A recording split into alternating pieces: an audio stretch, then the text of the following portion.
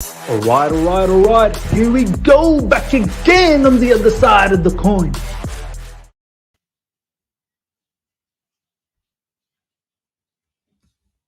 Ladies and gentlemen, it is not a good day for me to lag. I'm not enjoying this one bit, but it is what it is. Man, I just need to get this out of my system first up before I have a conversation with you guys. That game, it's worried me so much. That Man City game, after that shocking display that we had against City, I said it with Ishan. I was here, and obviously with you guys as well, Taron and Johnathan will join very, very soon. The manner we lost against City, I was worried that that's going to demoralize us. I wanted us to, I mean, you can lose, but the way we lost against City, I was just so worried that this is going to be inside us. It's just going to be kept inside us, and I'm not sure if we can get rid of it. And I was praying that against Juventus, I want to see something different. And that first 45 minutes, oh my God. If you thought City game was bad, I didn't know you could play worse than City game. This was even worse. We had nothing. It just the whole structure, the lineup. This is why I didn't like having Ziyech and Havertz. I wanted to play players like, people that are saying Tuchel out. Look, it's not Tuchel out. So please don't. We're not here to joke around here today. Obi, please don't go around saying Tuchel out. I'm not asking for Tuchel to be out. Tuchel is definitely in. But I'm just saying we do need to just snap out of this. Players like Havertz, players like Ziyech, they should not have started. This is why I didn't have them in my starting lineup. I had Ruben Loftus-Cheek, I had Timo Werner, and honestly, we should have just gone with players that are in form. Ruben was in form. Why we didn't play him, it's unbelievable. Obviously, we get into all of the other stuff, but in the first half, Jorginho, Kovacic just giving away passes. Defensively, Andres Christensen was getting destroyed by Chiesa. Ziyech, that's another poor game. Even I'm losing patience, honestly. I'm losing patience. I'm starting to think this Chelsea Football Club is a bit too much for him. The league is a bit too much for him. Champions League is meant to be his thing, but he's just not in it. He really isn't in it. And right now, he doesn't deserve to start one bit. Lukaku, very uncharacteristic that he's missing chances as well. Fine, you missed the header. But that chance in the second half where he turned, that was your element, man. You need to be scoring that. We need goals from you. This is why you've been brought on. I'm not expecting you to score every goal, but that second half, that particular chance where you turn the defender, that's your element. You're meant to be scoring that. The header that you missed for Kalamatanodoy, fine. I can live with that. But even then, that should have been on target. But that first half just demoralized me. And then second half, within the first 10 seconds, and Chiesa, he's better than all our attacking players, obviously, besides Lukaku. Chiesa, by far. I kept on saying, who's our Chiesa in our team? Who's our Chiesa? Who is it? I mean, where's the reaction? I'm just so upset, and now I'm worried because I know a lot of people might think, oh, look at his reaction. He's so reactive. I'm just scared. I've seen this. It's a nightmare. I've seen this last season. I'm worried. I've seen it last season where you have one loss like City. And I remember last season it was Everton at home, and they sat back. They won 1-0. And from there, we never recovered. We were so demoralized after that. We kept on losing. We drew. We won a few. Then we lost a few. But the football was pathetic. Even today, everything was from the wing-backs. Alonso and Azpilicueta. They're meant to be our playmakers. Alonso got shafted at halftime. He was so rubbish. I mean, Taron, bro, what you got to say? Yeah, I tried to make a list of good things I saw in the first half, and I got counter-pressing, and I really tried to write something else, but I couldn't find anything else good to say. Any good fact to say, apart from winning of the ball back after losing possession. On the counter-attack, we got caught from a really, really stupid pass. We kept losing stupid critical ball losses in the midfield over and over again against players. Bro, what was that first half? We just kept on giving away ball in midfield, and then it's 2v2. Like, it's ridiculous. I'll tell you what happened. We did that a few times. We lost the ball, and then our midfielders were so conservative for the rest of the game.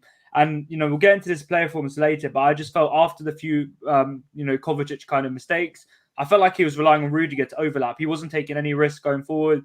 He wasn't doing anything adventurous. He was just relying on a centre back to be more creative. So yeah, today just cross and hope. That's all I saw. Honestly, just cross and hope. We have a big target man now. The instant thing to do is just cross into the box. And the quality of the crosses for me was League Two standard today. Every single cross behind the man. Pathetic. Yeah. And yeah, when I felt like we had to bring on Ross Barkley for some salvage, I felt game over. Wow. Game over. That's what I thought. And when he came on, he was moving like a 1991 forward focus. Like he just couldn't move. He was stuck in the mud. And it's not even funny. It was an absolute shambles. And if we don't beat Southampton on Saturday, then we're going into the international break with major issues, in my opinion. Bro, what do you think Southampton's going to do, man? And Southampton's a team we don't beat. We struggle against them, and they press well. They defend deep. I mean, Ishan, I'll go to you, bro. Who's that playmaker, Ishan, bro? Surely it can't be Alonso and Azpilicueta. It cannot be them two. And I can understand if we have Trent Alexander-Arnold or Robertson, that fine. You want to play make from your fullbacks. Alonso and Azpilicueta, one, they're slow. They don't have the pace to take on players. Two, their crosses. I mean, look up, man. Like Juventus are actually giving you enough space to cross, and you're still hitting the first man. I've seen this. I remember this from last season, and I don't want this again. So, what do you got to say, Ishan, bro? Oh, mate. I mean, listen, 90 minutes down, nothing, absolutely nothing from the attackers. If we would have got an extra 90 minutes, we still wouldn't have scored. I'm sure we still wouldn't have scored. This was absolute shambles. Listen, the way we played against Man City, now we thought we'd come back with some strong, just an intent to score more, be more prolific attacking wise. But again, if this is the scoreline that we're going out with, this is going to demoralize the team, just like you said, and this is going to demoralize heavy because, attacking wise, it might look a little bit positive than what we displayed against Man City, but it was nothing. It was total empty there. Just like you said, there are no creators as well. It was too easy for Juve. It was what Chiellini said. Chiellini said before the match, this is probably going to be the easiest match for us. He actually said that. He said that, yeah, and then we proved that right for him, and it's good for him. But the thing here is, I'm not sure, but I'm getting the vibes of last season, just like you said, and then just like Himanshu says in his chat as well. I am getting the same vibes because listen, last season maybe we had a lot of attackers, not when Thomas Tuchel came, but when Lampard was our manager, we had so many attackers in up front, but we just never looked like scoring. We were never an attacking threat. Similarly, now we don't look like an attacking threat. And surprisingly, we've got Lukaku there, but nobody just wants to pass him. The ball is not going to Lukaku. It's just staying there between Jorginho, Kovacic, and maybe Azpilicueta and Marcos Alonso. It's just horizontal passing. We're like a side-winding rattlesnake without any fangs or any venom. I mean, what is this? Just side passing. I was so frustrated. And come on, I mean, we'll go to the player analysis later, but the worst player on the pitch was Kai Havertz. I mean, how that guy survived till 90 minutes, I've got no idea. I would have probably maybe kept on Alonso, but I would have just changed Havertz right at the 45th minute. That guy was total shambles, and he did not improve. I thought he would improve after the 45th minute, or maybe when the Thomas Tuchel bought out his few first quarters of changes when Hudson-Odoi came in, or maybe Ruben Loftus-Cheek came in. I thought that Havertz would be better, coping up with them, but no, absolutely not. Same goes with Ziyech. I mean, we look toothless, and then this is a concern. Why? Because we've got a striker now, and still, if we're not threatening in the attacks, and if we're still not finishing, it's a concern. It's a big concern, and I don't know. It looks like a core problem now because it's been 3 games maybe. If I'm not wrong, the Zenit game was. But honestly, we've not played good this whole season. We've not played good. Like, let's be honest. Let's keep it a buck. I mean, against Arsenal, fine. We had a decent performance, but that was a rubbish Arsenal. So I'm not The going to thing gloat is, miss, around. every game we played, we always thought that we could have done better. That means we did not reach that level, right? True. Again, now if we are not even reaching the level that we were starting with, that means we are downgrading. We're not forget about improvement. We're downgrading, and that's not the way things should go. And today the performance. I mean, listen, looking at scorecard, everybody might say, hey, it's just a 1-0 loss against Man City. Oh, it might just be a 1-0 loss. No. It's the manner at which we're losing. It's the intent. We look toothless. We look absolutely today. Listen, against Man City, we didn't have the ball, right? We didn't have the position. They had the position. They were high lines. We were shambles, right? Fine. But today we did have the ball. They were allowing us to come to the box. But what then? They were so deep. Yeah, we could have done so much today with our attacking threat, but we look completely toothless. It was just sidewinding, snake side passing every single time. And I don't know who'd fix that. People might say that maybe Werner should come in and then fix it. And maybe what if he gets stuck again? Maybe Mount. People might say that Mount come in and fix this thing. What if Mount gets stuck again in the same thing? Maybe again he does not. Just break anything away. Even N'Golo Kante. He's played against Man City and we still lost, right? 1-0. What's the point? I mean, there's something wrong, and I really don't know how to compute that. But yeah, a shambles of a day, man. No, for sure, man. Himanshu Yadav, thank you so much for the super chat. Miz, is this a coaching problem? It looked like Lampard time, sideways, backwards, nothing down the middle, just crossing. Inshallah, can't wait anything like this. I mean, Jonathan, I'll go to you. Look, I just want to say one thing, Jonathan, before you have your opportunity to sort of give us the summary. Let me just get rid of this super chat for the time being. I mean, Jonathan, I don't expect us to play like City. That takes a bit of time. I understand that. But Thomas Tuchel now has the group for almost a year, getting to us the year part. I know some of these players are not his. I just hate the fact that when teams sit back, why are we so static in our position? Everyone is just covering a particular space. Why isn't there movement? Why aren't the players coming out? Why aren't there players dragging other players away? Why is every player... This is what I see. Jorginho and Kovacic with the ball, Ziyech in one of the pocket, Havertz in another pocket, Lukaku's in another pocket, Azpilicueta is in the wing, Alonso's in the wing. They all sort of five are just static, and then it's Kovacic and Jorginho just passing sideways. And when there's nothing happening, the CBs are trying to push up, and it's still sideways. Why aren't those inside forwards, God damn it, coming down, creating some sort of movement? Or why isn't Lukaku trying to find... I don't get it, man. It was so easy for Juventus. It was so easy. I mean, we were getting forced to go out wide to players who are not world-class in terms of playmaking. Alonso and Azpilicueta are not world-class playmakers, and we are relying on them to get us out of this match, Jonathan. Tell me your thoughts, bro. I mean, credit to Juventus. They had a game plan. They stuck to it. And the goal that they got within, 11, 12 seconds of the restart was ideal for them. I mean, what you can't do in the European game where you have a lot of the ball, but you're pretty toothless, is give an opposition who are willing to sit deep, who are willing to just counter with someone like Chiesa, who's so good at it, give them a sloppy goal. It was we hadn't woken up from coming out. It was almost if we were still in the changing room being talked to by Tuchel. It was poor marking. I mean, good finish, good movement from him, but it was criminal to give that goal away because we were never going to get back into it very easily because of the style of Juventus, and they dropped deeper and deeper. They brought on a third defender at time towards the end, so they were happy to play like this and just pick us off. Chelsea have been a team that have done this, countered, so it's not anything different that we're witnessing. But credit to Juve. Moving on to Chelsea, disappointing. We have a gunman this season, and last season we had a barrel of bullets, but no gunman. This season, we've got a gunman and we've almost taken away his bullets. So it's disappointing. I mean, he had a shot from a short corner. He had a header, which I think he should have at least tried to get on target. He had a third chance where probably instead of going for pace, I know he's hit the floor before he's kicked the ball and he's leant back a little bit, but you've got to try and either get that across the keeper so there's a rebound or try and chip him. A little bit careless. So yes, he's had a few chances. So we can't say that he hasn't had his chances because another day maybe puts one of them in the back of the net.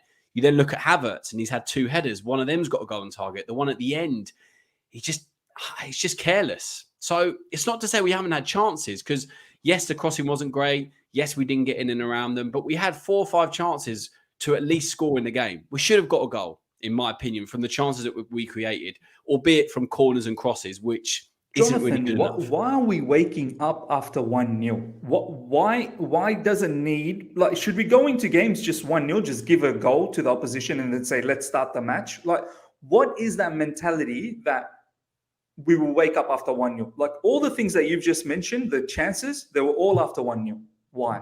It's second half. I don't know what it is about Tuchel. And you can see him on the sidelines. I mean, me and Taron saw at the weekend, Tuchel's gesticulating, getting angry, asking the players to move up the pitch, to move the ball quicker. So it's not from the want of trying from Tuchel. I think, in terms of his game plan, in terms of the mentality he's sending the players out, I don't think that that's dropped off. I honestly just feel that, you can have 1, 2, maybe 3 players off in a game. If they're not quite at the races, the rest of the pack can kind of pull you through. But we've got quite a few players in the last 2 games that just haven't been at the races. And when you've got most of the 11 that aren't quite on it, haven't got the right mentality, they're not giving that extra yard that you need, this is what happens. So look, today, just to give a quick analysis of what we could have done differently, apart from crossing the ball better, which was very predictable for Juve at the end. And they were more than happy for the ball to come into the box, because Hudson-Odoi and Chilwell and other players that tried, it wasn't good enough. Alonso the first half, Azpilicueta the first half as well. So it was predictable. It was easy for them to defend, and they were willing to do that. But instead of, you've got 2 bullish centre-backs that want Lukaku to go up against him, it's going to be difficult for him to play, especially when he's got no one around him. Now, instead of maybe Lukaku dropping a bit deeper, not being the target man, dropping a little bit deeper, one of those centre-backs then has to come out, or one of the defensive midfielders has to then mark him. That then leaves a bit of a gap, either a defender or midfielder, to give Havertz, Ziyech, Hudson-Odoi, whoever was in the game at that space of time, to get close to Lukaku. So you're then thinking, I've got 2 options to deal with. So you can then play 1-2s, you can play triangles, or you can get in behind him. Because again, if you drag out a centre-back, there's going to be space in behind. Not once did we get in behind them from a crossing position, from a position in the central midfield, from in and around the box. We were bloating the centre of the pitch. And when you've got all your defence in Juve in the middle and all the Chelsea players, well, you just pick a man and you mark him. You don't need to mark space. And Miz, you made a very good point earlier about, in terms of the way we're very static in positions. We are very, very cranky. We've got players that are in a certain space of the pitch, and they almost think, well, this is my area to operate and I can't go out of it. Ziyech came over to the left in the first half, and he didn't do great there, but it was different. I just feel like these players need to get out of their comfort zones in those attacking positions, especially, and just cut inside or make a run off the ball that is going to cause the person that's marking them a problem. And then once you drag one player out of position, another player then has to move out of position, and then it's a domino effect. So we didn't move the defenders around. That was the main issue in my opinion. But again, I go back to the fact that we did have the chances. And also, look, we've lost 2 games against 2. Juventus are nowhere near the team they used to be. But on any given night, with the manager and the squad they have, they can put up a performance, which they did tonight. So we've lost to City, who are one of the best teams in the world, Juve, who on their day can be one of the best. So I wouldn't say it's crisis time. I'm disappointed because 2 days in a row I've worn this Lukaku shirt and we've lost both games. So the curse has to end eventually. Maybe it's my shirt, but look, jokes aside, I'm disappointed. But we now, and I'm not saying these are easy games because we've got an international break sandwiched in between after Southampton, but we've got games where not only are we expected to win, but these are games where Lukaku and other players are going to thrive. So we should bounce back, and I cannot see Tuchel going 3 defeats in a row, and I cannot see him allowing this to continue because he knows full well he's got to nip this in the bud. And I thought he would have done it by today, but Juventus set up really well. We didn't have anything to counter it. He tried with his substitutions. I thought Loftus-Cheek tried, but he had no one with him. Every time he tried to move or tried to play a pass, no one was on his wavelength. Barkley, couple of nice things, but again, you can see the lack of quality there. Hudson-Odoi just didn't have the pace to beat the man, and they doubled up on him sometimes. Didn't work.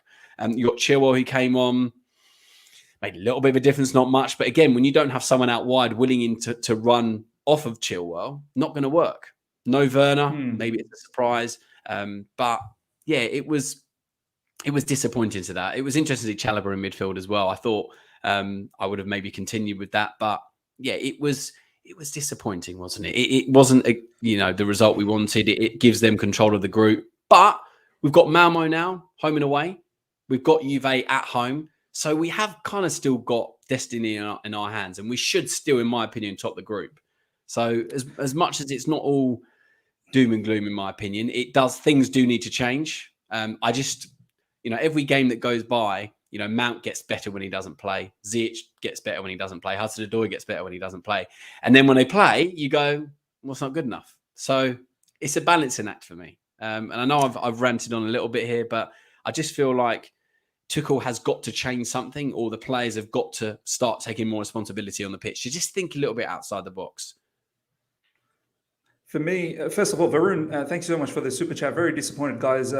We can't play like this. Yeah, look, it's not crisis point, but I'm not going to downplay this. I think there's some distinct conversation that we need to have in regards to our attacking players. And let's get straight into this.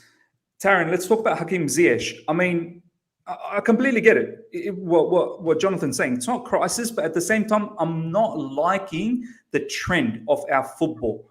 This whole season, we've not really clicked into gears, and we've now finished September. So August is done, September is done. 2 months of this season is done. So we can't even say that, but Miz, it's early in the season. No, you need to, if you're going to challenge for everything, you need to start showing your character as a challenger.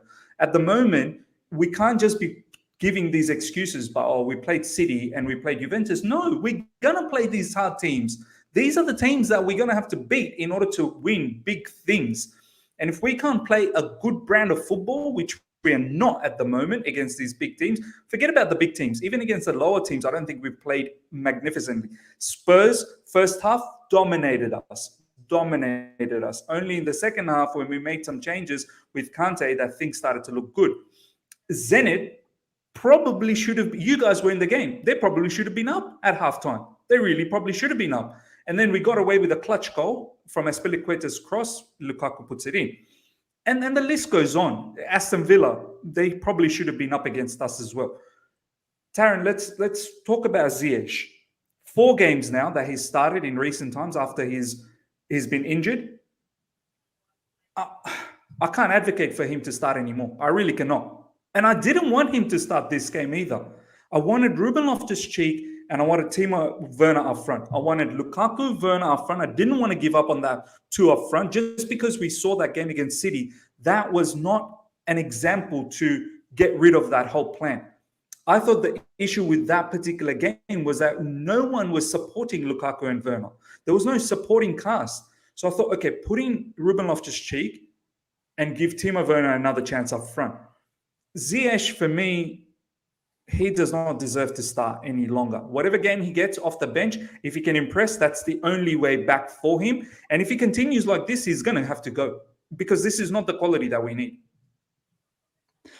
Yeah, I mean, great point. But I'm actually going to go a little bit against the whole Ziyech kind of, slander tonight from every single fan of Chelsea. I thought the last few games he played, the Zenit game, I think he was poor. The Aston Villa game, both of them, I thought he was incredibly poor. But today, I saw multiple times he was trying to help the team, trying to make runs in behind. He wasn't, found by Alonso. He kept making that run behind the left channel, in behind. I think it was it Bonucci? It was probably Danilo. He was never found by Alonso. Alonso kept cutting inside, playing it backwards, playing the safe pass, not playing to him. Ziyech, from the start of the game, even though he gave away a few silly fouls, he kept trying to counter press. He kept trying to make an impact on the pitch. And that's what I felt was different compared to other players on the pitch today.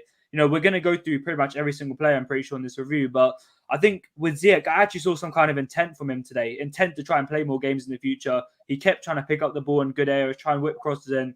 It didn't come off for him. I know it needs to come off. He needs to have a good cross out of, 5 or 6. But he was trying to show the intent. And that's what you want to see. I felt maybe at times he could have got close to Lukaku. I think if he gets, a shot laid off from Lukaku in a great position, how good his left foot is. We saw against Man City away in the league last season, that goal from the outside of the box. He does have in his locker.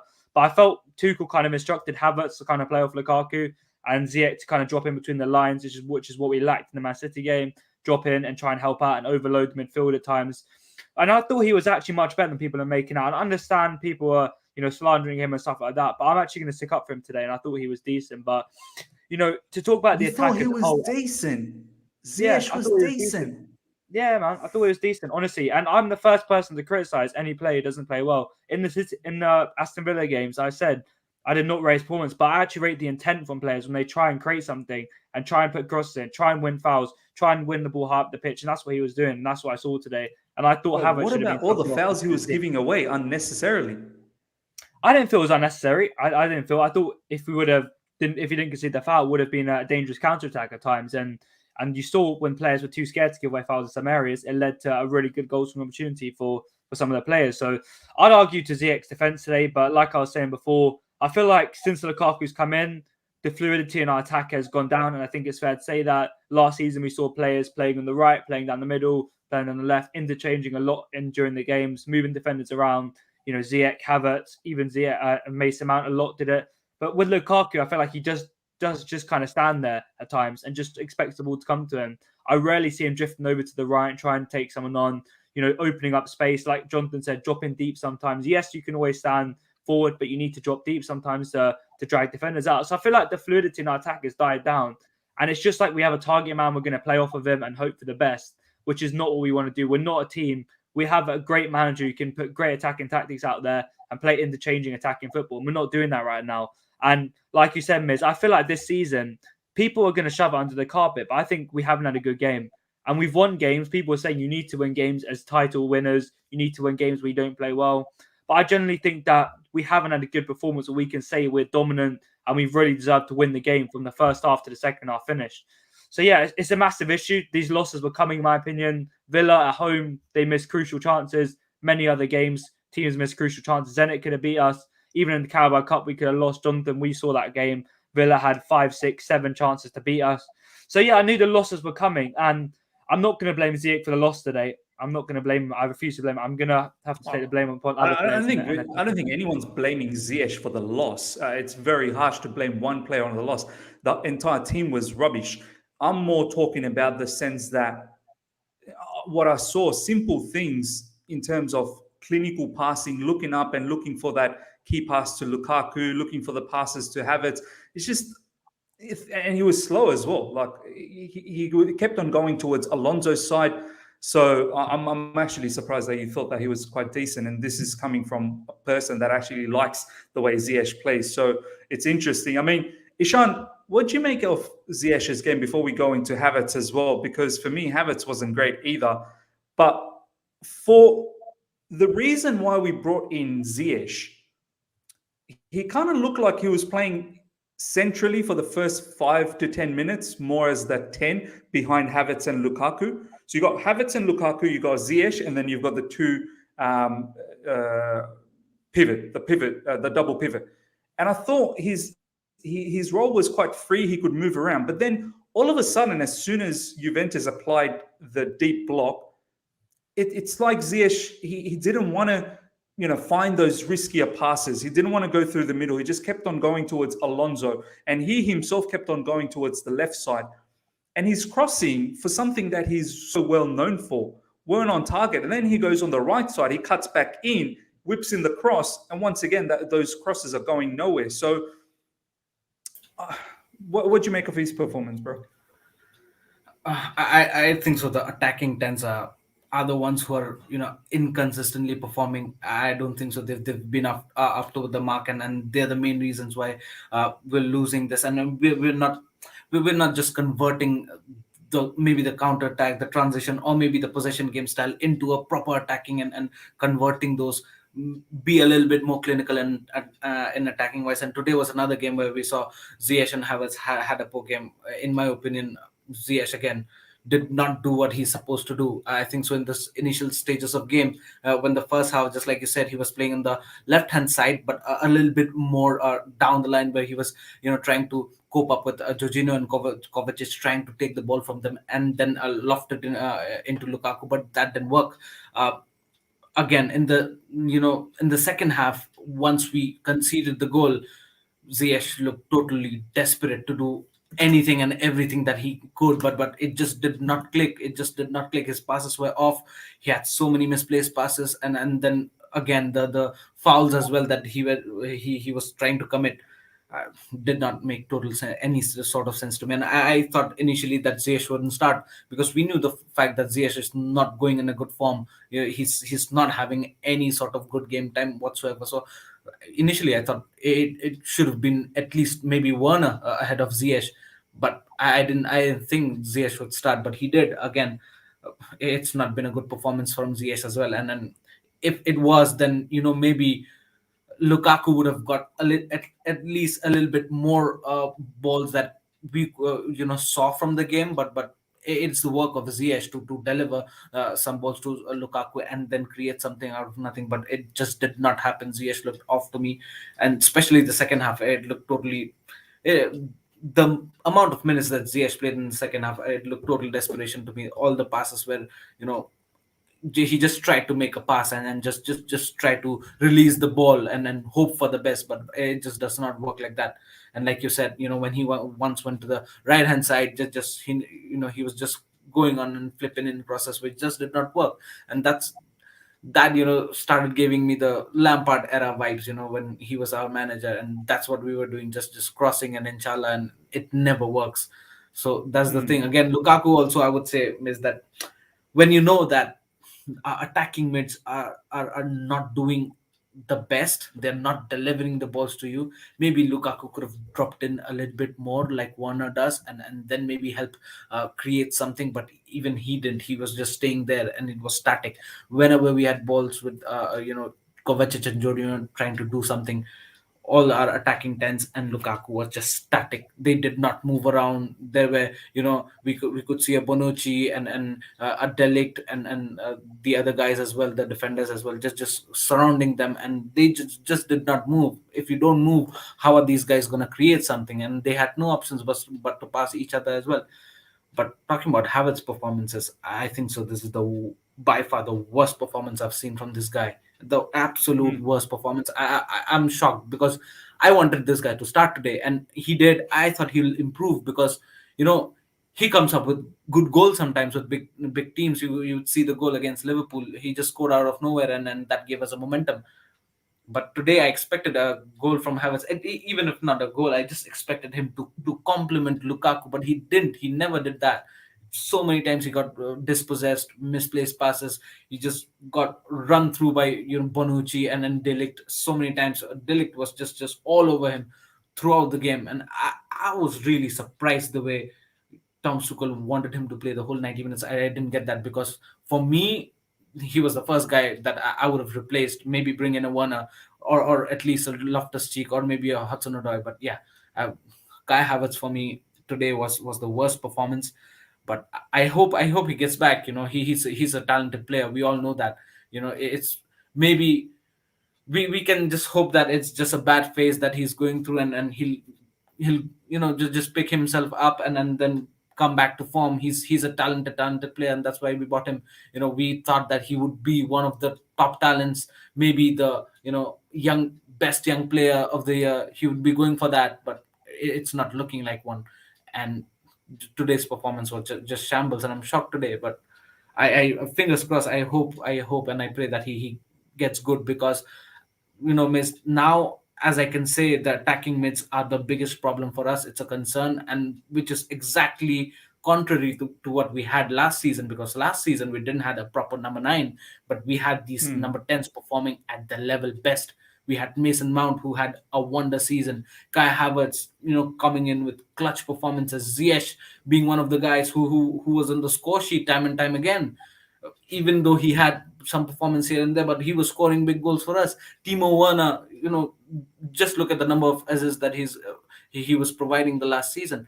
And this season, the two attacking tens, every game we play, it's been 3-4 games, it's been totally off. And I think so that's the problem there. If we sort that out, this system that people are starting to point fingers on, this is not a new system. We've been playing this system the whole last season. We've won the Champions League with the system, the back three, and the whole the setting is same. In fact, we've been better here. We've got a Lukaku, number 9, who can finish you and can give you goals. But it's just the attacking 10 who's not clicking. And then for me, it's crystal clear. It's the attacking 10 who's not clicking, and that needs to be fixed for me. And because if that would have been a little bit more fluidic, then Kovacic and Jorginho would have had options, many options to pass to, but they are not fluid. They're just static there, and Kovacic and Jorginho have no options to pass whatsoever. That's why they're going into the flanks time and time again, and that was the story all together. So for me, the number 10s needs to rise up, and Thomas Tuchel needs to do something to just make them better. Maybe we might be missing Mount. Maybe we missed a one in today's game, but I don't know. Every game we play, it's the number 10s that's just lacking the impact. No, 100%, man. Jack Haywood, thanks so much for the super chat. We create so many more chances when Werner is on the pitch. So when he came on against Tottenham and all of last season, deserves to start. For me, honestly, I feel like when Werner and Lukaku plays, there is a different sort of element that we get to see of Lukaku. When Werner doesn't play, Lukaku becomes a one-trick pony, which is back against the defender, pass it to him, and then he'll try and sort of feed the inside forwards, and the inside forwards are not even there. I mean, Jonathan, I know you're probably pressed for time a little bit, but let me know your thoughts on Kai Havertz, man. What do you see? I personally, I'm not confused about his talent. He's 100% talented. There's no doubt about that. But I'm confused about the role that he plays for Chelsea, and I still don't know even Chelsea has figured that out yet. Is he a playmaker? Is he someone who's going to be just tucked in behind the striker and we're going to give a lot of the ball, more like a Bruno Fernandes kind of player? He's going to run everything for us. Or is he an absolute shadow striker? Is he someone who sits next to a number 9 and he's also another striker? I feel like he needs to figure out where the role is, because if he's not like a striker that's up front with Lukaku, then come deep, help out in midfield, help out in build-up, help out find those clinical passes, make those clever runs. And if you're not that, then stay up with Lukaku, then let Ziyech come in the middle. I feel like Kovacic and Jorginho, as great as they are, they're not playmakers. They're not really playmakers. For me, they've always been the connectors between the defense and offense. And we lack that particular play in that middle that can sort of control the game. What do you think about Havertz's performance, man? It wasn't good enough, but as I said, he had 2 headers. He should have put one of them on target at least. So again, he could have come out with an away goal, and suddenly the dialogue changes or the discourse changes. So it wasn't good enough. But all I'll say is Kai Havertz he can create, but it's not his strength. He's not an out-and-out playmaker. He's someone that's going to score goals, cause problems. Okay, he's got a big frame. He does need to fill out a little bit. He does need to get stronger and adapt a little bit more to the league. And these sort of nights, I think it kind of showed his lack of strength. But yeah, he's someone that wants to get the ball at his feet, to run at defenders, to also get in behind, to play him in behind. Look at the Champions League, the way he ghosted in behind. That's the sort of thing that Kai Havertz wants. I know Lukaku wants it as well. At times, I know he's got a few different attributes to a game that we're not really utilising at the moment, Lukaku. But yeah, we're not utilising Havertz as well. I mean, as a system or as a team, we play quite well in this 3-5-2, 3-4-3, at occasion 3-5-2, depending on in-game, etc. But unfortunately, this system doesn't really get the best out of some of our best players. And that's something that Tuchel has to understand and has to find a solution. Look at Havertz for Germany. It's totally different. Because he's a free man. Havertz brilliantly. Whatever he wants, wherever he wants. And they basically say, give him the ball and let him do what he wants. And I feel like he just doesn't take enough risks in this Chelsea shirt. It's all safe. When he drops deep, it's a pass off and then he looks in behind. Maybe he's not found because we pretty much just move it side to side. It's a lot of... I'd love to see the stats on how many forward passes we made, other than from defenders to midfield, from the midfield to the attack. How many real forward passes are we doing? Because it's quite, that I saw a very funny TikTok yesterday about Jack Grealish, how he just constantly just runs and passes it back.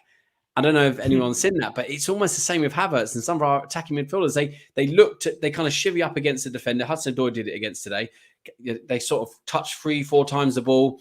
Oh, they're not going to take him on, so they just pass it back. And that's so easy for a team like Juventus, who are so good at defending, to just keep their shape, not have to worry about moving out. I mean, there was only one pride time in defending. Juventus takes pride in defending, man. Well, exactly. Italian teams know that, and obviously Lukaku's not. I mean, they talked about it on BT Sport how he hasn't got a great record. It's because Juventus are known for defending. They have 2 centre backs or sometimes 3 that want to go up against a big striker. So that's why, as I said, I feel like Lukaku had to drop a bit deeper. We had to put in on a different kind of striker or a false 9 and try something different. I know Tuchel tried it, but I just feel like he he did try, but maybe a Werner or maybe something a little bit different, put Loftus-Cheek really high instead of having him a little bit more kind of hindered in midfield. I don't know. Look, he tried. You can't fault Tuchel for having not tried. I mean, he's made his substitutions. He's made his point. He was looking like on the sideline that he was trying to push players forward. But I just don't feel like at 1-0 in this game, we were ever going to get back into it, and regardless of what Tuchel did. I know he has to try, but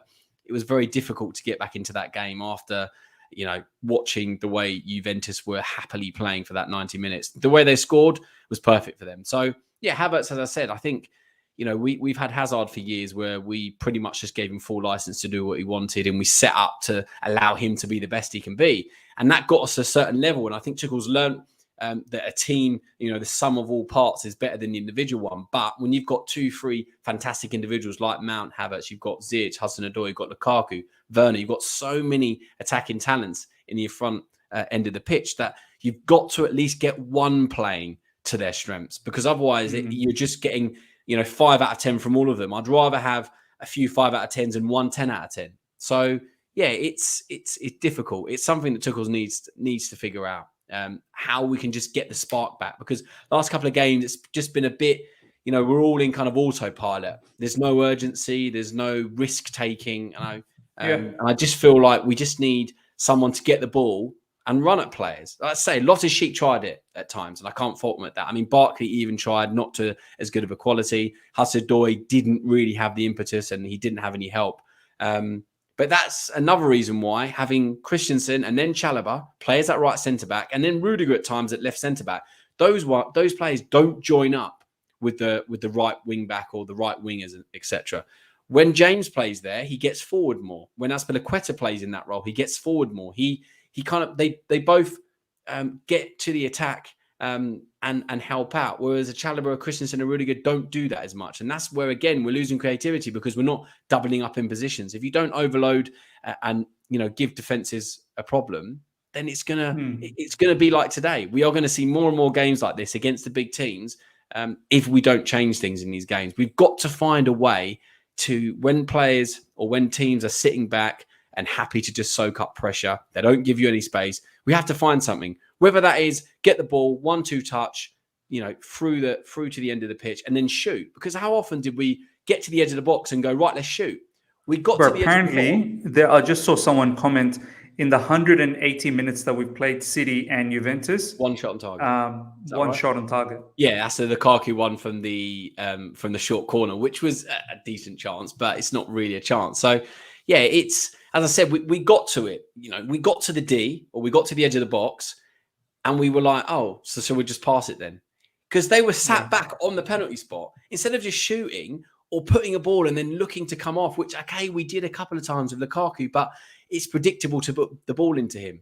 So as I said, we've got to be more creative. We've got to think outside the box. And that's as much on the players on the pitch as it is for Tuchel, on the sidelines. But yeah, so I just feel like I've said this earlier in the stream, players that don't play, their reputations, seem to get better to the ones that play. Yeah. But look, form is temporary, class is permanent. Hopefully this is a blip that I know we've had over the years as Chelsea fans. We've experienced them, and these, if you let these get out of hand, it spells the end for a manager. And I'm not saying it spells the end for Tuchel. Do not say or do not think I'm saying that. But in terms of, we have to nip this in the bud right now. Otherwise, it turns into a blip. It turns into a big problem. And these Chelsea players, I've always said it. I've always said it in Chelsea Football Club, and we have to accept this. You can't go, okay, we've lost against City, we've lost against Juventus.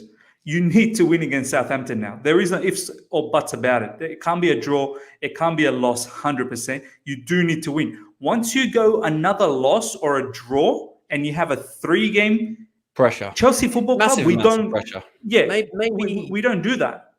Maybe the international break comes at a good time. The players kind of change scenery, go to their international clubs and come back a bit fresh. But then you come back, you've got Brentford away, who have looked fantastic this season. So it doesn't stop. And even though we've got easier games, which I think we can win, I think we can get our performances easy, man. increased. But I just feel like we are one big game, a 3-4-0, comfortable performance away from hitting our stride again. That's what we need. And hopefully we can get that against Southampton. I'm not saying it's going to be an easy game, but I just feel like we've been in second gear. We've talked about this on previous reviews.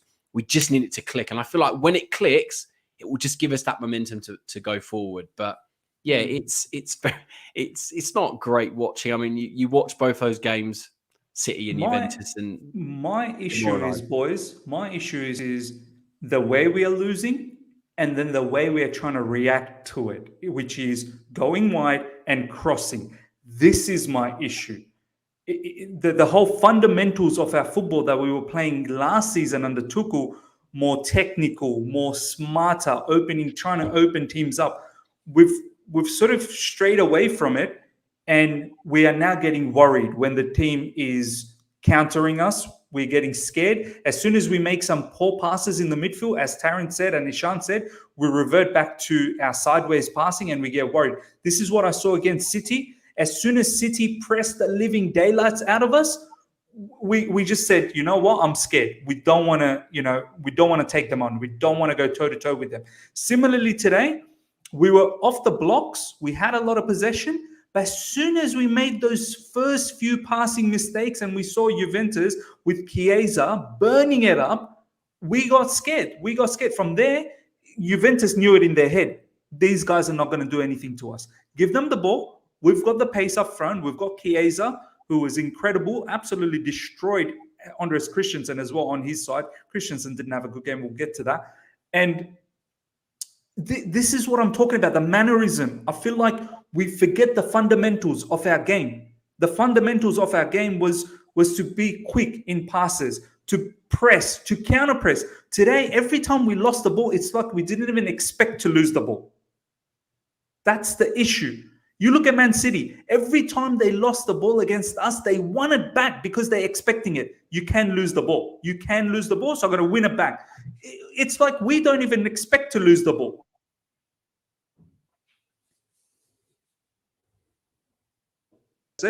And from there, it's all havoc. So that's what's worrying me.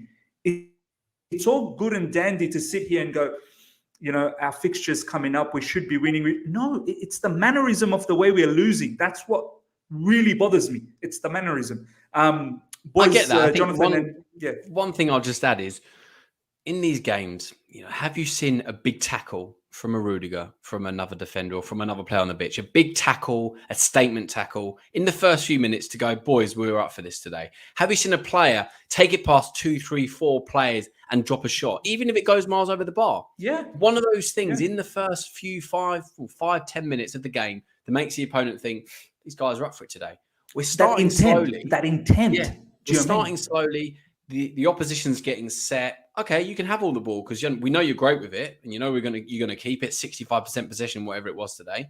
But then when you get to the final third, we'll just block you off, and it's down to us to break it down. And as I said, starting off early in the game with something that makes the opponent worry, and we're not doing that at the moment. We need to start a lot fresh. I think if we start the first half quicker and we don't give ourselves 45 minutes to win a game, I think 90 minutes is probably better to try and win a game, and not one half of football. I think that's something that we need to kind of get through our heads as well. But yeah, it's disappointing today. I don't want to overanalyze, and because we've got games coming thick and fast. As I said, we've got Southampton at the weekend. We need to now bounce back. We said it for today, and it was a great chance for a weaker Juventus. Look through their squad. They had injuries. They were there to be taken, in my opinion, today, especially with the way the group is going. We can still win the group. It's still in our hands, in my opinion, but it's disappointing today because we should have done better. Talking about bouncing back, this was the opportunity to bounce back, isn't it? It was, yeah, a statement. You lose against City, you beat Juventus, and then it just gets it out of your system. But as I said, I feel like we're one game away. We click one game, and then we can move forward. But we do need to have the right focus and mentality when we get on that pitch to win the game early on. Because, boys, honestly, I wanted us to shrug off that issue against City. I really wanted us to believe that was a one-off. I didn't want to believe that, is there an issue here? You look at both the games, they're two different spectrums of the game. You got one team that pressed the living daylights out of us and had all the ball and just absolutely scared the bazookas out of us. And then you've got another team that sat back, was so organized and defended, and we had no clue about both the styles of football. That's what worried me. This is what's worried me. Yeah. That we don't have a solution for either style. I can understand that, okay, against low blocks we can't play, but against City, at least know how to counter. You didn't even know how to counter. That's what sort of bothers me, and we can't just sit here and just blame, say, the defenders and this and that. It's not up to the defenders. Been doing well. The defense has been doing great. I mean, Taron, I don't know, man. Let me know if I'm keeping you guys, or if you guys are going to stick around. Like, because I might stick around. Taron, you sticking around, or? Like 5 more minutes. Yeah, I can Okay. Let's talk a little bit about our wingbacks, man. Alonso and Azpilicueta. If we're going to keep using them and utilizing them and have them sort of bail us out or be the creative hub, we need to go to the transfer window next season in the summer and actually get proper wing backs there. If that's what we're going to do, if this is what we want. I mean, we cannot expect Alonso and Azpilicueta to provide us with goals and assists and that creative hub. They're not that type of players. They're good, they're clutch. Every now and then they'll pop in with a goal, but they just won't give you that. This is why I now understand why the chase for Hakimi was so much. You look at that goal that Messi scored yesterday. I didn't watch that entire game. Look at the run Hakimi makes. He gives City another something to think about, the defense. They've already got Neymar, Mbappe, and Messi. But as soon as Hakimi bombs up, City's left back, he doesn't know what to do. Do I stay with Hakimi or do I help out in the midfield because Messi's about to tear us a new hole? Do you know what I mean? So what do you got to say, bro, about our wingbacks? Yeah, I mean, in this system, how crucial wingbacks are in terms of creativity, holding width, speed. I think is even a massive factor for me in having a wingback. The amount of running you have to do compared to a fullback to a wingback, I think, is massive. And when you have Azpilicueta, who I know can do a great cross every once in a while, Alonso has everything in his locker to be a great wingback, but not when you need something. Do you get what I mean? Not when you need something. You need a wingback who's comfortable there, who can take people on, who can create chances, who can get back, defend. In a top-class team in Europe, if you want to be challenging with this system, I think Reece James, I know maybe he's not the perfect wingback, but I feel like he does have something about him that he can play that role very well. Azpilicueta, I do feel, is better in the right centre-back position. He does slot in there more. He can lead the back line a bit more. And I just feel like he neutralises all of his good abilities when he's wing-back. His reading of the game, his great aerial ability at times. All he does is just kind of stand there, hold the width, occasionally go forward, and then when he gets the ball in a high-up position, he doesn't really have the pace to take someone on, and then he goes backwards, and then it's kind of the whole thing over and over again. So, I mean, the only reason Azpilicueta has to play there right now is simply because Reece James is injured. We put Tino Livramento out, to Southampton. We sold to Southampton. We couldn't get in the wing-back in the summer, which I thought was actually a priority signing, in my opinion. We needed more depth in the wing-back roles, and we couldn't go out and buy someone. Honestly, Taron, now that I'm looking at the way we play, that was a priority signing. Saul probably wasn't. Exactly. And the point that I kind of want to make is when our wing-backs aren't doing much in the game, it automatically makes us go to the middle. And all Juventus really have to do then is just crowd out the middle. All they have to do. They have top-class defenders like Bonucci and De Ligt. I thought De Ligt was absolutely world-class today, by the way. Yeah, it was. They have midfielders who can drop in there and really neutralise the area. And then it just becomes a battle in the middle. And apart from Lukaku, we don't really have the physical talent to have a massive battle in the middle of the pitch. And it's just a waste of two positions with the wing-backs at this stage. So, yeah, I mean, Marcos Alonso today, I think it's fair to say this is probably one of his worst performances in a Chelsea shirt. I've seen a lot of poor performances from Alonso. But to summarise today, I just thought he was lethargic. He looked like he was 10 times lower than every other player on the pitch. The amount of times Ziyech was getting down the line, he kept going backwards over and over again. His crosses were poor. His attacking runs weren't even there today. And, Johnathan made he the got point. Dispossessed. He was literally getting the ball. Everyone was taking the ball away from him. Like he was some sort of a kid in that particular team. Do you know what I mean? Like they were just stealing the ball from him. Yeah, like I said, me and Jonathan said in the City game that Alonso, when he plays well, he fades out more and more. And the more I thought about this point, the more it's actually true. He does fade out more and more. The more he plays, his intensity goes down. His work rate to play for the badge goes down. And then we need to bring in Chilwell. And it's just hard to bring back a player who's had no match kind of sharpness into a game like this and expect him to create. And yeah, I I just felt like he was really, really poor today. And there's a reason he was shipped off at half time. I don't know if there was an interview saying it was an injury. I could not believe my personal self that it was an injury. I just thought Tuchel saw on his side as well, kept giving away stupid ball losses here and there. His intensity was causing teams to just, Man City just overloaded Alonso's side at the weekend. And I feel like if Alonso's starting for us, teams could just put 2-3 players in their side, get past him, and it could be a chance created just like that. So I thought Alonso was poor. Azpilicueta, really, really poor. I just don't know. We need Reece James back in that position. If we can't get Reece James back, Hudson-Odoi, I really don't like Hudson-Odoi as a wing back. I think I'm going to say it right now. Do you know what? Yeah. At least Hudson-Odoi was doing something when he came on. He put in 2 crosses, one juicy cross for Lukaku, didn't hit the target, and I think another one for Havertz as well. So at least he did something. Do you know what I mean? Like, that's not his position. I don't like Hudson-Odoi in the wing back as well, just like you, Taron. But at least he provided something, man. Do you know what I mean? Like, he tried. He tried his best. I do want to see him against Southampton. I don't want to, because Southampton will sit back, man. Southampton will sit back. Exactly. And he tried to drive, but when teams double up against Hudson-Odoi, unfortunately, he doesn't have the ambidextrous abilities to cut inside. And that's just the harsh reality. He tries to go on the outside, and then you see another player there. He then gets a bit clumsy. He doesn't hesitate. He tries to drive into the box, then he loses the ball or passes backwards. So the only way I can see Hudson-Odoi playing well in this system right now is in the inverted forward roles. I know we're not going to see it, but right now, let's be honest. Where is our ability? Where is our creativity from the 10 roles? Where is someone going to take the ball up and do something? I think it's about time we give him a chance in them roles to cut inside, to create issues. And I think every single time I've seen him in that role, he's done a great job. Every single time, literally. I mean, but really, really poor from the wing backs today. Alonso, I'd give him a 0 out of 10. Honestly, to be frankly honest, I thought he was poor, and I just thought it was 0 is a compliment, to be honest. That's why he got knocked off at half time, right? Johnathan, I'll let you have the say before I let both of you boys go, and then Ishan will continue on. But before we do that, Varun, thank you so much for the super chat. Are these signs to worry, guys, as our attack doesn't play well against good quality teams? Big up to you guys. Love your analysis.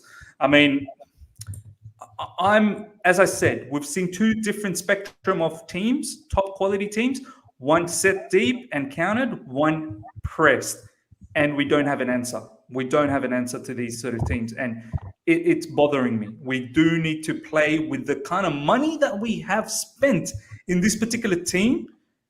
I expect our team to play far better, far better, and it's just a bit worrisome that we are kind of playing the kind of football that we're doing at the moment, which is just gives me bad vibes from last season. Johnathan, against Southampton, surely you've always been an advocate for Chilwell, and I know in the initial parts of the season it was very difficult because how do you drop Alonso? But now I think we need to just put our hands on our hearts and not fall into this stupid trick again. If Alonso is here next season as well, we need to just keep backing Chilwell. Alonso is a good player for a certain period of time. He can't maintain it for a long period of time. And let's be honest, he simply does not have all the attributes that we desire in a wing back if we want to play wing backs as our playmakers in situations like this. And I'm not saying Chilwell is some sort of an amazing playmaker either, but at least he can deliver a cross here and there. At least he can pop in and sometimes score as well. I mean, what's your thoughts, man? Do you want to see Chilwell for Southampton and perhaps even Callum Hudson-Odoi against Southampton in either side of those wings? I'm pretty sure Chilwell starting for Southampton after being taken off today, Alonso. Look, I've said all along, Alonso has his uses in games like Southampton at home. To be fair, it's not a bad opportunity. I mean, Palace at home, Villa at home, those sort of games when we need someone to be pretty much a left winger to attack, to get in behind, to ghost in and to help the attacks. But on a long period of time, for a run in the team, I've said it, he gets worse and worse. And it's no disrespect. I knew that he was going to be dragged today by the whole of social media. And I get it. He wasn't good. The way he kind of plays, his style, his mentality, it leaves much to desire when it's not really going for him. But in games, he can be useful in certain situations. And we have to almost reserve him for that. But if Chilwell's fit, he has to start. I think this is another example tonight. And it's almost the same with when Mount comes back in, and it's obviously he's important and having the opportunity for people like Kante to come in. I think someone like Ruben Loftus-Cheek really hasn't done himself any harm the last 3 games, because from coming from I would say the shadows at the start of the season, people weren't really sure if he was going to play. If he can stay injury free, and this is a big if, and I hope he does because he has made a positive impact, then he'll get more minutes. Hudson-Odoi, maybe he'll eventually play in one of his more favoured positions in the front areas. But I think the last thing I want to say is before I'll guess the formation for the next game, because I think there's an interesting comment in the chat, and the chat has been really interactive today, so it's been really interesting to read everyone's thoughts, because I think we've got a real range of opinions, which is exactly what we want. But for me, I just feel like, going forward in those areas, we've not been very good. We've tried and tested and changed it so many times. Give 1 or 2 players, Mount and a Havertz, Mount and a Werner. Give a style with Lukaku, obviously. Give a style of forwards that we want in those areas, or a partnership, 2-3 games to nail down. And if they don't do it, then drag them off, because we're giving players half a game, a full game, and we're just chopping and changing and not allowing players to get any rhythm. So that's one thing I'd like to see. Get the players some rhythm, give the players some consistent minutes, 2-3 games. And as I say, I think Mount will come back. I think probably even Werner will come back against Southampton and play behind Lukaku. I want to see that. And if it works, I think we need to see it again, instead of just chopping and changing. Because at the moment, that's one part of the team where we're failing. And I get it. That part is somewhere where you'd want to change and you want to make a difference. But we're not allowing them any rhythm to build any partnerships, because we're still a bit fresh with the partnerships there. Havertz has been here for a season, but he still hasn't played loads. You've got Werner, who's now playing in a different position. Ziyech, Hudson-Odoi haven't always played in those positions. So I feel like we just need to give a partnership a little bit of time. And then, on the wing backs, when you've got Azpilicueta as well, who is more defensive in the night like this. So you need Alonso to really be further forward and start, boosting the attack when you've got a more defensive Azpilicueta. But I feel like we just need to understand his limitations in that sense. He's more of a defensive player. We can't expect him to do much more. And when you've got attackers that are on form, it doesn't matter. When they're not firing and all the spotlight goes on to other members of the team. Obviously, we're talking about Alonso. We're talking about Azpilicueta. Christensen was a bit poor today. A couple of times Silva lost the man, was a little bit rash. We made some silly challenges. Kovacic gave the ball away, albeit a few times he tried to go forward quite nicely. The break where he put Lukaku in, which Lukaku overhit the cross. But I just feel like maybe we're trying a bit too hard. We just need to go back to basics, remind ourselves of how good we can be under Tuchel in this system, get the players on the pitch that have the right mindset and allow it to happen. And I think it will be a 3-4-3 at the weekend if Mount's back fit, as I said.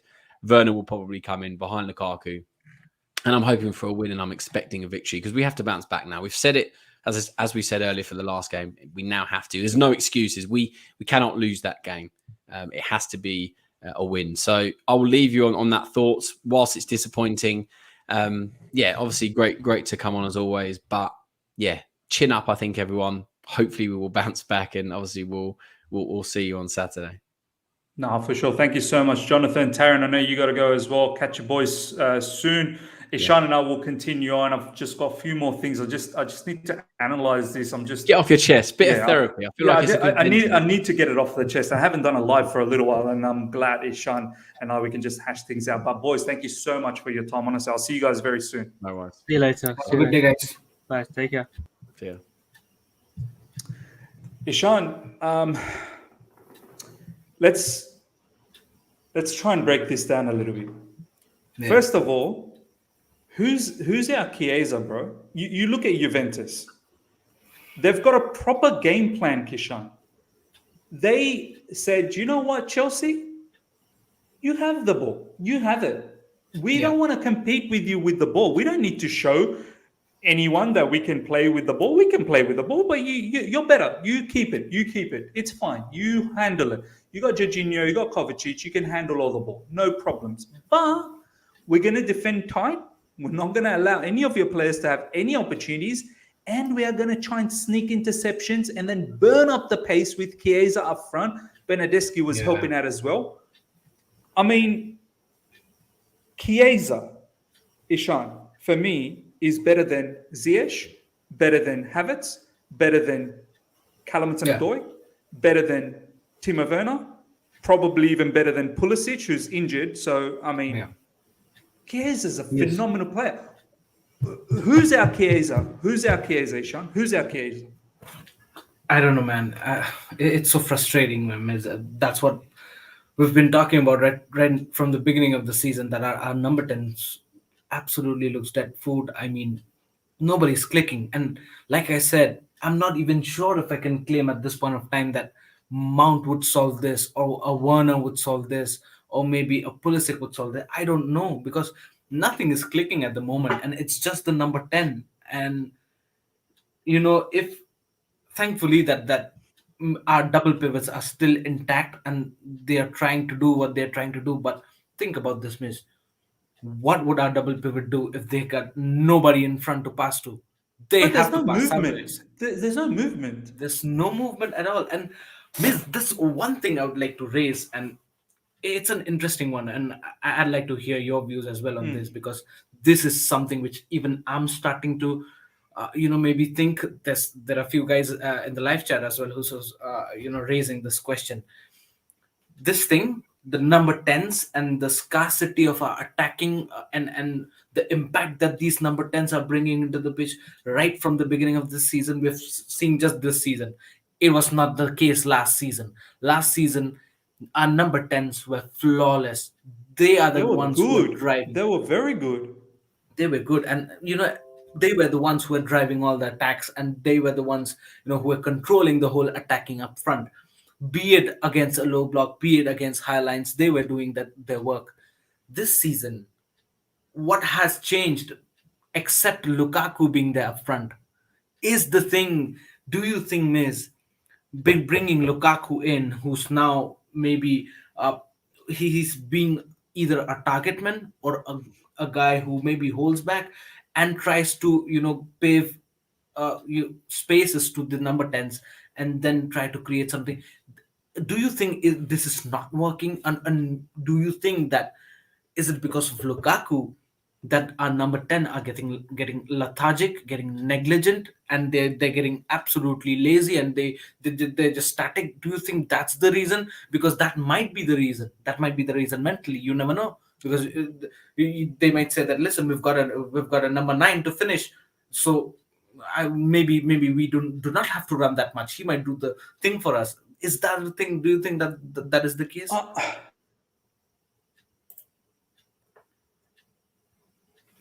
They might have thought, okay, we don't need to think about goals anymore. Lukaku will get all the goals for us. He'll just create magic. But they need to understand opposition teams are not stupid. Opposition teams will mark Lukaku out of the game. Yeah. Lukaku is not some sort of a superhero that can just create goals out of nothing. You need to service him. You need to provide him good service. And the only way you're going to provide good service is you've got to have good link-up play. You need to have good link-up play with him. You can't just pass the ball to him and then there's no movement. You need to pass the ball. Okay. Ishan, do you remember you saw what Messi did yesterday? That second, the second goal that PSG scored?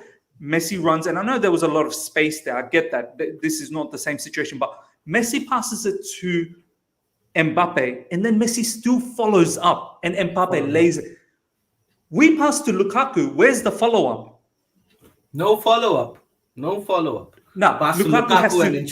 has to turn the defender around, go 1v1, and you can't. Not just one defender, two. He's marked by two every defenders. single time. Sometimes 3. Players are now really bunching in on him. Yeah. And Lukaku's not going to play, Pablo Mari every week. Yeah. Pablo Mari was just a odd occasion. You're not going to play that. You're going to play top defenders most of the times. Yeah. So when you do pass that ball to Lukaku, you need to run up to Lukaku, so you give him that option. Not one runner, you need multiple runners, so that Lukaku has option. 100. And then when Lukaku does find the pass, then Lukaku has to drive into the box as well. Yeah. Right now, it's too static. We pass to Lukaku and then we expect Lukaku to create miracles for us. It's not going to work like that. It's not going to work like that. And also, and then Lukaku we go wide and we cross it in for Lukaku and expect Lukaku to leap up against 3 defenders and somehow score a goal for us. It's not going to happen, man. It's not going to happen. And just to get back to it, it's a very good question, Ishan, honestly, and the live chat as well. Thank you so much for bringing this up. Smash the like button as well. Let's get those likes up to well over 70 if we can. And I'll get to the super chat very soon. Ishan, it's a very good point that what is the best way to play with Lukaku? I don't think Ziyech and Havertz is essentially a very good. I think the best way to play with Lukaku is actually putting another striker with him. Yeah. It's to have two strikers and a proper playmaker behind them. Then you have the double pivots and then you have the wing backs. I do think we need to think about this Lukaku and inside forwards. It's not the same. Yeah. Lukaku doesn't play with inside forwards. Yeah, 100. He needs to play with two, Lukaku and another striker, and then a genuine playmaker, someone who's going to be pulling the strings, Ishan, someone who's going to be the maestro, someone who has that ability, looks up, pass, boom, looks up, pass, boom. Yeah. No time to think. No time to think. Do you know what I mean? Yeah. We don't have that, man. I don't know who it is. Look, you could play with Lukaku or Timo Werner up front with Mount behind them. But is Mount someone who's quick like that, who looks up and boom, passes? Is he quick? Can he give you that one-touch pass? Is he a Cesc Fabregas kind of player? Mount is great. Don't get me wrong. Mount is great, and I want to see him. And I want to see Lukaku, Werner, Mount just behind. I do want to see that. Yeah. But I've still got question marks about who is that player that's going to get the ball, look up, and within a second, Ishan, you looked at the match against City, you looked at the match against Juventus. Yeah. Why are we taking so long to decide where we want to pass? Why? Wow. It's like we get the ball and then we scan. Yeah. By then, the opposition's already organized. 100. You got to move. You got to move. And that's the same thing even Timo Werner does. I mean, just take the ball and wait and just scan the whole day till every defender comes and covers up. That's not how it's gonna work. And that's why I'm saying I'm not sure who's gonna solve this. Maybe it's like the last season, every individual has to come and bring their best in. Maybe that's how we solve that, because every individual, the uniqueness that these individuals has, the number that we have, it's unique in their own ways. Ziyech has some qualities which is unique in his own way. So is Mount, so is Havertz, so is Werner, so is Pulisic and Hudson-Odoi. Maybe these guys individually have to bring in their best, and that's how they're going to complement each other. If not, and if you're relying on something else, trying to do something else, that's not how it's going to work. And I think so we can argue all day thinking that maybe this guy would have saved us, maybe this guy. What if not? I mean, Ruben Loftus-Cheek came, he looked good, but did he make any difference? No. Ruben Loftus-Cheek would come and do his thing, create the space and pass it to Hudson-Odoi. But if Hudson-Odoi does not pass well to Lukaku, again, it's just irrelevant. Ruben Loftus-Cheek's pass just goes in vain. So every individual has to bring out his best, and this, it's been multiple games now, miss. It's been Man City. We've seen that against Zenit as well. Let's not forget that. Not forget that. Zenit, yeah. If it wasn't for that clutch header, we were struggling. We were struggling again. And you know what, Ishan? Zenit countered very good, man. They countered very good. I remember the XG against Zenit. Zenit had a bigger XG than us. Yeah. They should have won that game. They did. They really should have won that game. Varun, thank you so much for the super chat. We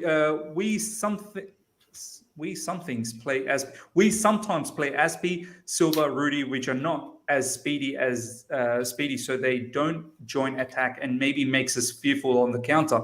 Yeah, I mean, this is the thing, man. We want to use our wing backs. That's a good point from Ibsy. Ibsy loves Jack Grealish, man. Someone like Jack Grealish would have been amazing, honestly.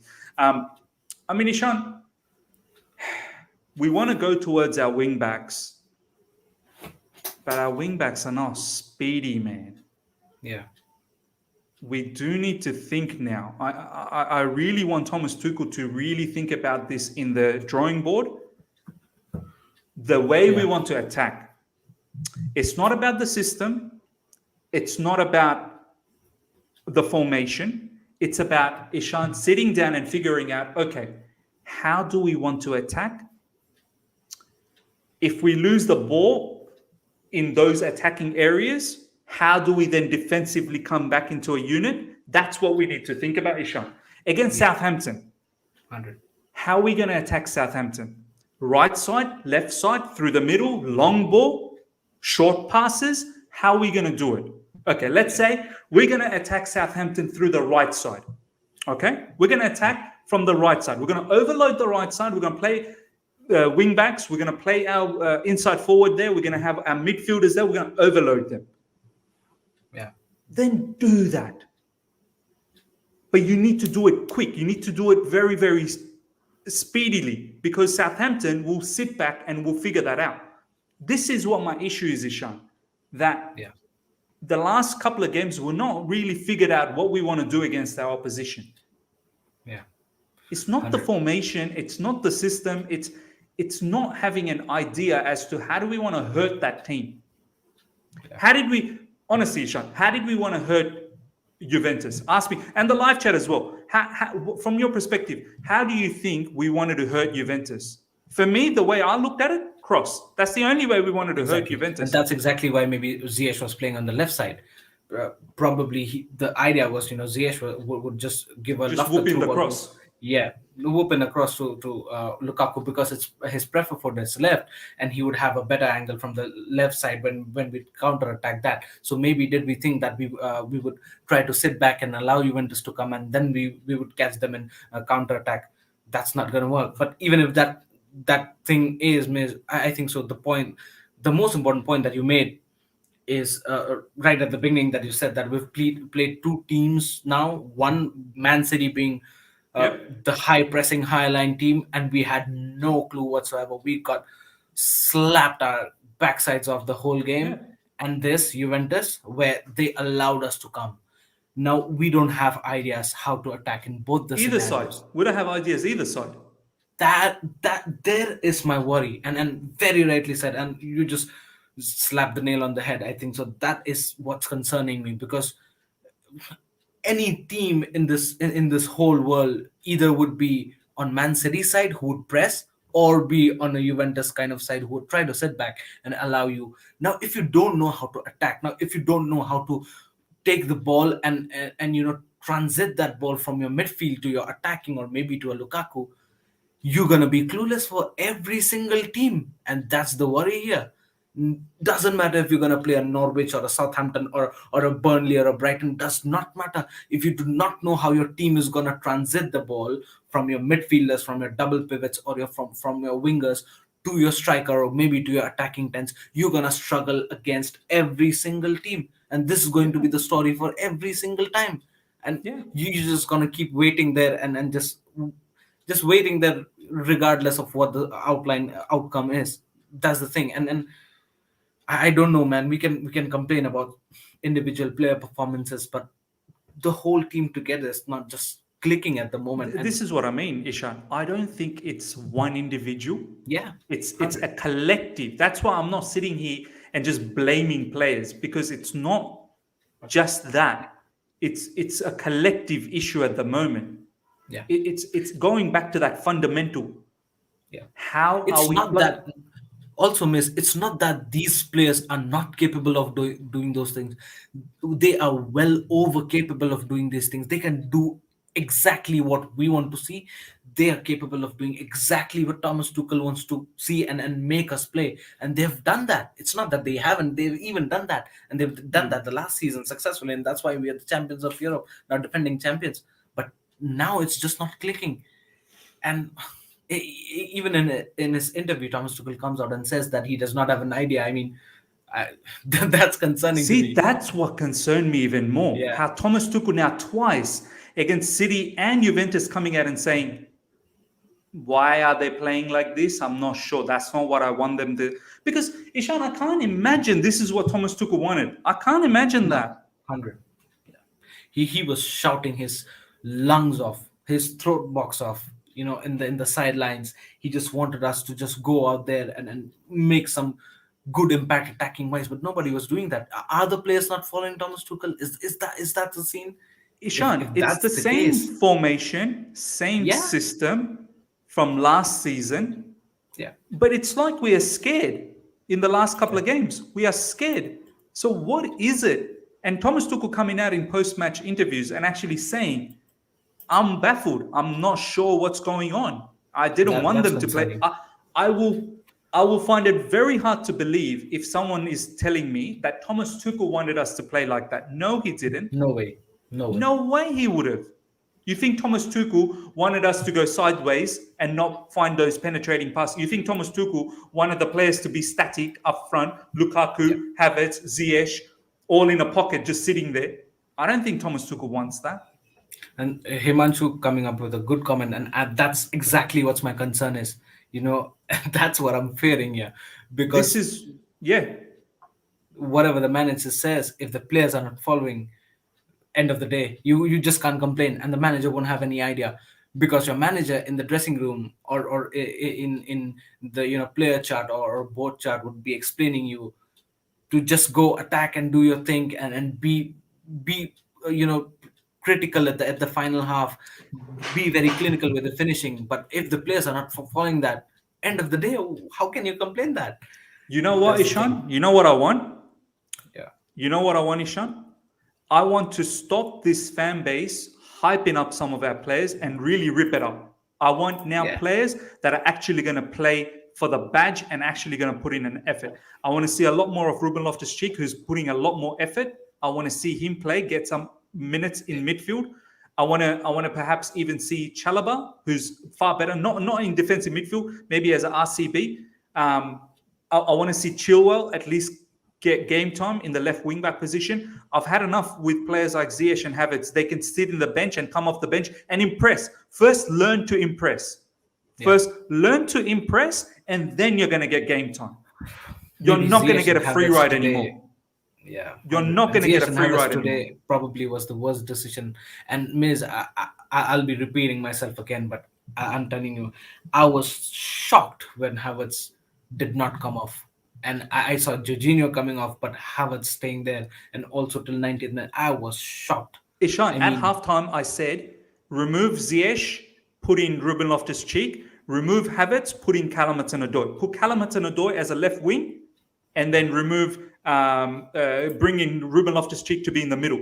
Let Callum play up front with Lukaku. Yeah, At least Callum will have some movement. yeah, And let Ruben have that sort of dynamic, sort of robust attitude in midfield. yeah. I've had enough. 100. These players should not get a free ride anymore. They really shouldn't. Havertz needs to earn his spot now. He's not going to just get, starts just because he's one of the most expensive players in Chelsea Football Club. No, you're not going to get a free ride like that, my man. You're Yeah, not. yeah. I want Timo Werner to, if we're gonna sort of play with Lukaku, I want Timo Werner up front with Lukaku. Yeah. I even want to see maybe Kovacic take a bit of rest now. I feel like he's played too many games, and I think he's starting to get burnt out a little bit. He needs a bit of a rest. I want Jorginho. I want Ruben Loftus-Cheek. Yeah. Good shot. And up front, Timo Werner and Lukaku. Am I missing something? There's another player that I want. And Mount. Pulisic is Mount. I'm injured. not sure. Mount. Pulisic is injured. Whether he's and Hudson-Odoi. That's it. Hudson-Odoi. Yeah. So I want to see that. I want Chilwell as opposed to Alonso. Yeah. And we really need to think about the right side. I don't know what we want to do. Maybe for the time being, go with Chalobah as an RCB and Azpilicueta as a right wing back, just for the time being until Reece James comes in. But Yeah. it's high time, man. Ziyech, Havertz, and all of these players. It's high And time. also, Miz, talking about the goal very quickly that we conceded. Were we sleeping? Didn't we just hear the whistle? I was confused. But first Didn't 10 our seconds of the players hear game. I mean, I was shocked. Didn't our players just hear the whistle? The referee blowing the whistle. Didn't they just hear that? You know what the issue is, Ishan? When you start playing poorly, it becomes contagious. It becomes an issue throughout the team. When you as a collective start playing poorly, everyone starts falling asleep. Everyone starts sort of concentration level goes down. So I think this is what's happening, Ishan. We haven't been playing good. and everyone's falling asleep. Look at Christensen, bro. Have you seen him this poor? I've not seen Christensen this poor under Thomas Tuchel. I know he's playing as RCB, but Chiesa tore him apart. Tore him apart. Yeah. Why? Why? It's because we're playing poor as a team. That's why. All right, ladies and gentlemen, we're going to wrap things up. Guys, let's get the likes up to over 80. We've got still 80 people live. Let's smash those like button. I mean, Ishan, just some final thoughts, bro. 2 disappointing losses, 1-0 losses. Yeah. But to be honest, they're not really 1-0. They've been pathetic performances, in all honesty. No ideology as to how we want to attack the opposition. What do you want to see against Southampton? Listen, first of all, this game maybe could have ended a 0-0, but still it wasn't good enough. We would have still be very, very sad because the performance was down. It was low. This is not the way we play. And that's concerning because Man City was the game we thought that, we've hit the bottom and we need to bounce back, but this is not the way we bounce back. We need goals. We need good attacking threat. We need good mentality. And today was not the day where we were, pressed our living daylights out from the opposition. No, it wasn't. Today we had the ball, we had the possession, we had the opportunity to score, do something, create something good, and they stood back. They were waiting for that, but we didn't, and that's the concern. It's been now, I think so. The right from the beginning of the season, our number 10s are not doing anything, and that's the concern. I mean, I'm not confident with any of them. Any of them, I'm not confident. They're not delivering, and that's a concern. Again, we might argue that he might do the trick, he might do the job. Nobody is doing nothing at this point of time. It's a concern. Another concern is, are we depending too much on Lukaku, or maybe are our players getting negligent because we have got complacent? Lukaku? They're getting complacent. Yeah, that's another concern for me, because now it's been some games, and I don't want us to play like this way. Listen, a 1-0 loss is not big as it seems. I can take a loss, we can take a loss, but it's the manner that we play, and today wasn't. Again, it was a day off. We definitely could have scored at the end of the game, but like Miss always says, why do we need to go back first, get a 1-0 up in the scoreboard, and then try to press hard? It's not the way. This is not the way how we're gonna go. Next, coming up to the question that Miss says, what against Southampton? I'm worried. I'm not confident. I'm not even 1% confident, because Southampton. Let me just bring in a few quick last previous games against them. They've just lost a 1-0 to Wolves. Credit to Raul Jimenez's wonderful goal, or else it could have been a 0-0 again. They've drawn with Man City and Etihad Stadium. They did not let West Ham win. It was a 0-0 again. They drew with Newcastle again. They drew with Man United, and they just lost to Everton till now. And they've got a very decent manager in Hassan Hutel as well. Hassan Hutel knows. And we've struggled with Southampton, man. We've struggled with Southampton as well. It's not going to be easy. Not going to be easy. And again, Miss, the next game is so important to win. And win, not a draw. Not a draw. 1-1, not a 2-2. Not a draw. Yeah, win. None of those shit. We need a W. And we need a good, convincing win. A good performance. Good performance. Yeah, and that's what which would lower down our nerves, because at this point of time things are looking shaky. And I'll be very honest, when it's constantly shaky, things are not good in Chelsea. When it's constantly shaky, it's not good. We need that uplifting, and that comes because of performance. That comes with the satisfaction in the field with a good performance. If not, then again, I wouldn't take a shaky 1-0 win. I want a good performance and a good win. I won't take a shaky 2-1 win. No, none of that. I want a dominating performance. I want to see the Chelsea that I saw last season, winning Champions League, It was the same system, nothing new. We just have one. In fact, we've bettered our team with a proper striker who can finish things. But still, if we're shaky at this point of time, with lack of intent and showing signs that what the manager is telling you, you're not following that is a concern, and I don't want that for the next time against Southampton. No, 100%. I agree with everything that you said. Honestly, that's exactly what I want to see as well. Ladies and gentlemen, I hope you guys have enjoyed this. I'll post out some videos tomorrow. I do want to delve deeper into some of these things, so do look out for that. Smash the like button, hit the bell notification as well to stay in touch with all my videos, and subscribe if you're here for the first time. Until next time, everyone, take care and see ya.